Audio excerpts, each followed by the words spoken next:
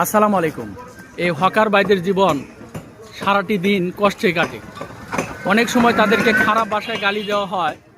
এই ফুলগুলো যেভাবে ঘুরে ঘুরে মানুষকে মনোরঞ্জন দেয়, কিন্তু দিন যায় রাত আসে, অনেক সরকার পরিবর্তন হয়, এই সমস্ত যারা হকারি করে বিভিন্ন মানুষের বাড়িতে বাড়িতে গিয়ে এই নিত্য প্রয়োজনীয় জিনিসগুলো বিক্রি করে কখনো তাদের ভাগ্যের চাকা সচল হয় না, কখনো তাদের ভাগ্য পরিবর্তন হয় না।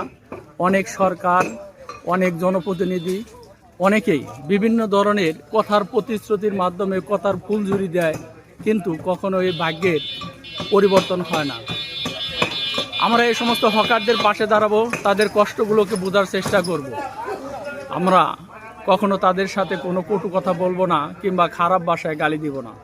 দেখেন, এই ভাইটি সারাদিন কঠোর পরিশ্রম করে যখন ক্লান্ত শরীর নিয়ে এলিয়ে বিশ্রাম করতেছিল, তখন তার চিন্তা চেতনায় হয়তো ফুটে উঠেছে তার পরিবারকে নিয়ে কিভাবে সে সুখে শান্তিতে দিন পার করবে।